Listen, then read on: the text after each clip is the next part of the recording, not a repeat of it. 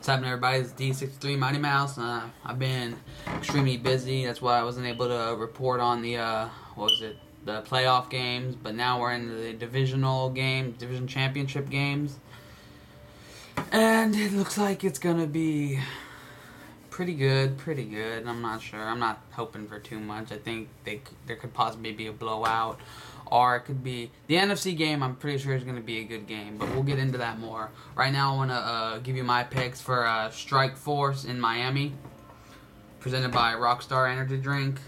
Well, I'm only doing main cards here, so let's start. The first card is Bobby Lashley versus Wes Sims. Now, I don't know too much about Wes Sims. He's got a record of 22-11. And then you got Bobby Lashley. He's about 6'3", 245. He's a big dude. He's a former WWE wrestler. And you know, a lot of the wrestlers, a lot of people give WWE a lot of shit, but a lot of the wrestlers that have done it are former big collegiate wrestlers. Like Bobby Lashley is like a 2-3 time collegiate wrestling champion. But he's 4-0, so he's undefeated so far in his mixed martial arts career. Wes Sims obviously has the experience here, and unless Bobby Lashley can pull a Brock Lesnar, get on top of him, and just use his size and power against him, I don't know. So we'll just give it to Bobby Lashley, a TKO. And then we got Herschel Walker versus Greg Nagy. Can you say fucking publicity stunt, dude? Herschel Walker, dude, what's it? Mirko Cro Cop. That fool's 37 and he's thinking about retiring. Herschel Walker's 47 fucking years old, dude. Come on. I mean, and other than the fact that they pay Greg Nagy to throw the fight, I don't see Herschel Walker winning this fight at all. So I'm going to give it to Greg Nagy submission victory. Probably armbar. And then Melvin Manhoff versus Robbie Lawler. Robbie Lawler's got some power. I don't know too much about Melvin. I don't watch Strikeforce too much. I'm starting to get into it more and more. But just a quick one. I'm going to give it to Robbie Lawler. Knockout. And then you got Christine Cyborg Santos versus Marloes Kanan. I don't know. It's a woman fight. You know what? I like the women fight more because, you know, what's her name? I can't remember her name. The last chick Cyborg beat, Gina Carano. Bitch is fine. But she was saying, it's true. Women kind of do pick it up more because they admit to themselves that they don't know how to punch or kick, and they are more willing to learn. Whereas most guys I know have the preconceived notion they know how to punch and kick, you know? But, anyway, I hope this Conan chick beats Cyborg because I honestly think Cyborg is a man.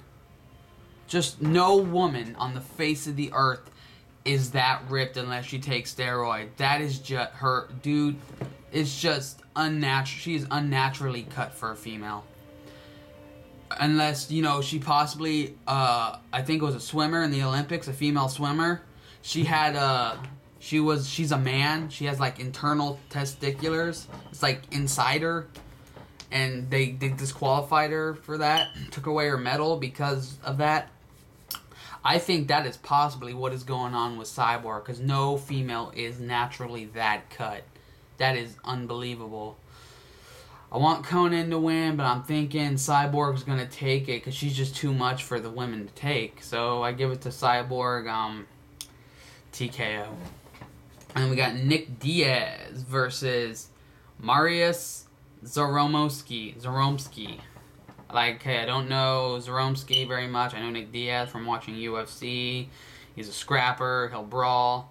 He's got some good jiu-jitsu. Trains at the Royce Gracie jiu-jitsu up here in California. So I'm just going to give it to Nick Diaz. Submission, armbar, knee bar. Alright, and that's all I'm going to report on that until I get a more know-it-all about the fighters. And then, here we go. NFL, the divisional championship games. We'll start with the AFC first, seeing as how I'm an AFC fan. Go Broncos. Alright, it's going to be the Jets versus the Colts. A lot of people saying the Colts are just going to run over them because they were up 15-0 in the final game of the regular season, and then they pulled the starters and the Jets came back. You know, I think the only way the Jets are going to win this is to be doing what they've been doing and, you know, playing solid defense. Darrelle Revis is going to have to shut down Reggie Wayne, and that defense is just going to have to put a lot of pressure on Manning. But that means, and they got to have a solid run game. They got to get that run game going early and tire out that Indianapolis defense. But that being said, that's not easy to do considering you got Peyton Manning on the offense. He can read the defense. He can react like one of the best in the business. He's up there. He's possibly, without a doubt, one of the best quarterbacks in the league, or possibly to ever play. He's one of the most accomplished and all that, but I don't know. It's going to be an actual decent game, I think. If the Jets can show up, it'll be a decent game. And if they can't continue what they've been able to do on this streak they're on, it's going to be Peyton Manning and the Colts all day. Alright, that being said, I'm going to take the Colts over the Jets, because I think Peyton Manning is just too good. Alright, now the NFC game. Let me say this real quick. Regardless if the Colts win or not, I'm thinking an NFC team is going to win the Super Bowl, whether it be the Saints or the Vikings. That being said, let's go to the NFC game. We got Minnesota versus New Orleans. New Orleans is at home, which is a big difference. They're playing in the Dome with their fans. That's a big advantage for them. They both got good offenses. The New Orleans running game has come together this season really well with Pierre Thomas and Reggie Bush. Reggie Bush is really stepping into his own, becoming a very special situational player. Adrian Peterson, not much to say. It says it all himself. Brett Favre is playing exceptionally well, very well. And then you got Drew Brees, who is another. He's up there with Peyton Manning with being able to read and react to the defense. And that's where it comes down to. I think it's going to be a close game. Minnesota is going to have to get that run game going. And New Orleans doesn't have the greatest run-stopping defense, but they have a good pass defense. So they're going to have to shut down the pass and force the run and then stop that. That being said, reverse sides, Minnesota has a great run defense. They can stuff the run. But the thing is, their defense, their pass defense is lacking considerably. Like their best corner, Antoine Winfield, I don't even know if he's going to be playing. He can tackle, he can stop and make tackles and stop the run, but you give someone with a little bit of speed, he's going to get fucking busted up all day. He's not going to be able to cover him. We've seen that in the, what was the last game I saw? It was the Bears, yeah. It was the Bears, and I think it was Michael Bennett that passed up Winfield and gave them the win in overtime. You know, it's going to be a close game, but I've always thought it's easier to stuff the run than stop the pass. And I think that's what's going to end up being. I'm thinking the Saints are going to go ahead and pick apart that pass D. So, yeah, as long as the line can keep up with Jared Allen, Pat Williams, Kevin Williams, that is a mean, big line. If they can keep Brees off the ground, I'm pretty sure he can pick apart that pass D.